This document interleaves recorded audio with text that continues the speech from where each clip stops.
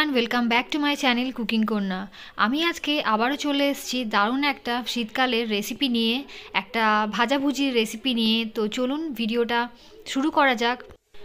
শীতের বিকেলে দেখবেন গরম কিছু না কিছু খেতে ইচ্ছে করে। তো আজকে আমার খুব ইচ্ছে করছিল একটা পকোড়া বানাতে, তাই তেমন কিছু সবজিও ছিল না, যা ছিল সেটাই দিয়ে আজকে আমি একটা পকোড়া বানাবো। তো প্রথমেই নিয়ে নিলাম টুকরো করে আলু এবং পেঁয়াজ পাতা, 1 চামচ মতো চালের গুঁড়ি, ছোট চামচের 4 ভাগের 1 ভাগ গোলমরিচ গুঁড়ো, 1 ভাগ হলুদ গুঁড়ো এবং স্বাদ মতো নুন, আর 1 ভাগ মতো জোয়ান এবং বড় চামচে 3 চামচ মতো বেসন। তো এই সমস্ত কিছু আমি এখন একটু জল দিয়ে মাখিয়ে নেব। এই পকোড়াটা কিন্তু খুব তাড়াতাড়ি হয়ে যায় এবং দেখুন সামান্য কিছু জিনিস দিয়ে কিন্তু আমি এটা বানিয়ে নিচ্ছি, আর এটা খেতেও কিন্তু দারুণ হয় এবং খুবই মুচমুচে হয়। যেহেতু এখানে আমি চালের গুঁড়িটা ব্যবহার করছি, এর ফলে কিন্তু পকোড়াটা খুবই মুচমুচে খেতে হবে। তো এখানে দেখুন কড়াইয়ে তেল বসিয়েছিলাম, গরমও হয়ে এসছে, আর এখন আমি একটা চামচ নিয়ে এখানে পকোড়াগুলো দেব। এটা হাত দিয়েও দেওয়া যায়, আমি এখানে চামচের ব্যবহার করছি কারণ ছোট্ট ছোট্ট করে দেব বলে। তো যাই হোক, এখানে এখন পকোড়াগুলো আমি ভেজে নেব।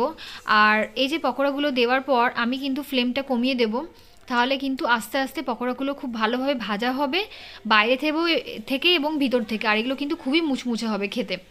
তো যাই হোক, দেখতে পাচ্ছেন যে এখানে বাড়িতে যদি কিছু নাও থাকে, অল্প কিছু জিনিস দিয়েই কিন্তু এরকম ভালো পকোড়া আপনারা বানিয়ে খেতে পারবেন। তো আলুর কিন্তু অনেক রকমভাবেই পকোড়া করা যায়। আজকে আমি এটা বানালাম পেঁয়াজের পাতা দিয়ে। আর শীতকালে এরকমভাবে পকোড়া বানিয়ে কফি বা চায়ের সাথে বিকেলের আড্ডাটা কিন্তু খুব ভালোভাবে জমে যায়। তো আপনারাও চাইলে এরকমভাবেই বানিয়ে খেতে পারেন। আর আমার এই রান্নাটা আপনাদের যদি ভালো লেগে থাকে তাহলে অবশ্যই একটা লাইক করে দেবেন, শেয়ার করতে একদম ভুলবেন না। আর যদি আমার চ্যানেলে কেউ নতুন থাকো এবং যদি সাবস্ক্রাইব না করে থাকো তাহলে অবশ্যই কিন্তু আমার চ্যানেলটাকেও সাবস্ক্রাইব করে দিও। তো এই যে পকোড়াগুলো আমার ভাজা হয়ে গেছে, আর এখন আমি এটা আপনাদেরকে দেখিয়ে দেবো যে পকোড়ার আওয়াজটা যে কতটা এটা মুচমুচে হয়েছে খেতে, মানে বাইরে থেকে এটা কতটা মুচমুচে হয়েছে এটা আমি আপনাদেরকে একটু ভেঙে দেখিয়ে দেবো।